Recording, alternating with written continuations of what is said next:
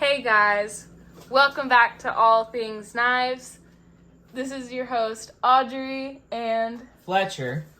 And today we're doing Wife Reacts to The Spyderco Paramilitary 2. It's a knife that me and all of you love, us knife guys, but how does it feel in someone's hands, and how do they feel about it when they are not into knives? Audrey, take it from here. Okay.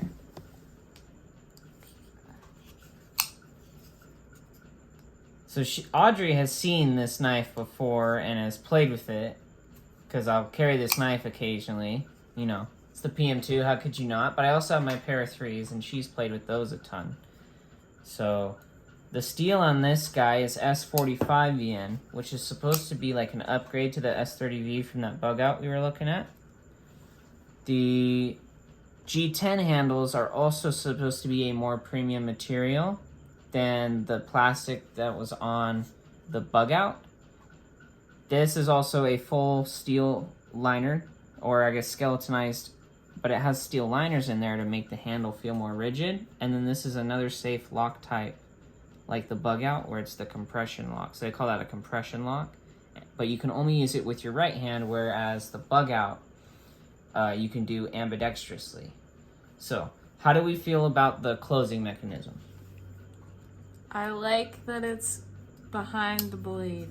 Okay. Back here. And do you like that it kind of keeps your hand out of the path of the blade as well? Yes. Okay. How do you like the texture on the handle material? Yeah, I do. It feels nice in my hand. Does that feel better than the bug out grip? Like, if your hands were wet, that wouldn't slip out? Yes. Okay. Definitely. That's definitely one reason that people like the Spyderco PM2 handles. One gripe that people do have is that because of that texturing, it eats at their pockets. Is that something that would really concern you or no? Like, would you worry about that if you were carrying a knife every day? I guess so. But how much are your pants normally? How much are my pants? Yeah, how much are your pants normally? Like $40. So in my $20 jeans I bought from Walmart, after like a year of having them, they're just barely starting to get frayed from all the different kind of knives I carry. So $20 a year, if you're wearing your jeans every day, and you can fix the pockets if they fray, you can redo them. But if you're wearing like $200 jeans, probably not the knife you throw in them every day. Mm-hmm. Do you like the opening hole? Do you like the hole? Not really. You like the thumb stud more? I can't. Get it. Try it. Oh, I you can't almost do had it like you do. We'll have to do a video where I get you to try to do this Spidey flick.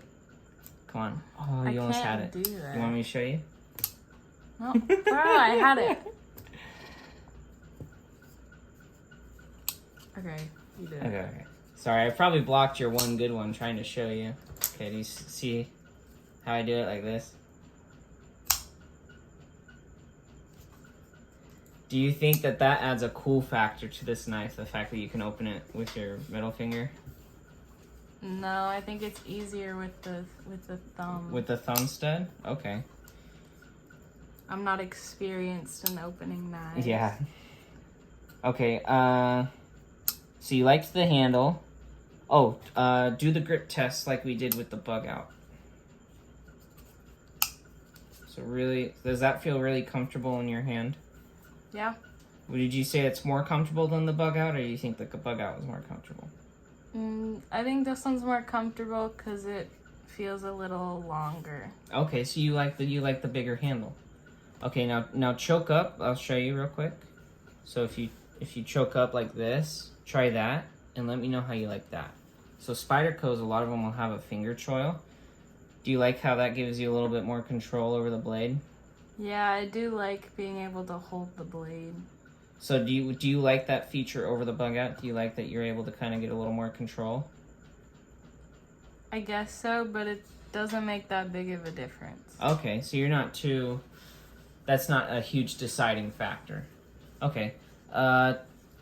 how does it, do you like the way that looks more than the bug out? Like, does that, you said the bug out looks kind of plain and boring. So do you like the way that looks more? I like the black. I think black is a good color. Okay, what if I told you they had a teal handle with a black blade and hardware? So like black screws, black blade, and then a teal handle. Would you buy that?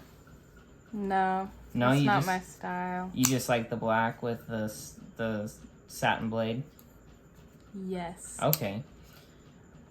Do you care that you can only close the knife with your dominant hand, or would you like that you could also close it with your non-dominant hand? I mean, I'm right-handed, so it works well. Okay. But they do make a left-handed version of that knife for lefties as well. You can buy a lefty version. So do you like the blade length, or do you think that that's too big for a knife? Like if someone were to pull that out with that, and you saw that knife, would that scare you, or do you think, oh, it's just a pocket knife? It is a little big, okay. I think. Now compared to the bug out, we'll grab the bug out real quick because we have it over here. You think that if someone pulled this out, it wouldn't be as concerning? Yeah, because that one looks a little derpier. Okay, but this one, does this one kind of look tactical to you, or what? Yes. Yes, okay, so you think like when someone pulls that knife out, they're like, they know what they're talking about? I guess so. Okay. Between the two, would you buy the PM2 or the bug out? Probably this one. Okay, what if now, okay. Are you gonna tell me it's really expensive? No. So remember how much this guy was? Or is now? $162. Okay, guess how much this guy is. I feel like this one's gotta be at least $200. No. That knife is $170. Oh. So which one do you think you're getting a better deal with? Now, Spyderco does have a limited lifetime warranty, but it's not like Benchmade's where it's like use it as much as you want. They'll charge you for shipping, but if there is a fault with the product, they'll take care of it. I think I'd take this one. You'd take that one? Yeah. Can you tell me why? Like, what separates it for you? I like the material of the handle better. Feels a little sturdier in hand? Yeah, and okay. It's not just cheap plastic feeling. Okay. Although I do like the thumb stud. Thumb stud, yeah. I like that better. Okay. But I really do not like You don't like the plastic? Yeah. Okay, now what if I told you there was a bug out that had G10 on it, this material, that had this material on it, would you take it? Sure, yes. You would take the bug? Okay, now what if I told you it put it at $200, but this was $30 cheaper? I'd probably take this one because I feel like this one's like just a little bit too big. Okay. Now they do make a smaller version of the PM2, and I'll have you react to that, and we'll do a versus on the bug out. Okay. So, do you think that the PM2 is a better deal than the bug out?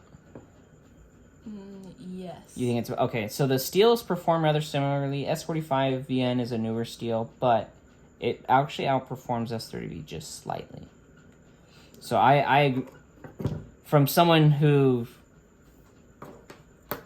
is really into knives, I like the PM2 a lot as well. I probably take the bug out over the PM2, but they're both in my top 5. So it's interesting the conclusion that Audrey came to just from handling these knives and from the bit of information I gave her. It's actually a lot of the same conclusions that people at my knife counter make. And so it's actually interesting to see that how if the Spyderco was in more stores versus the Benchmade, how they would sell.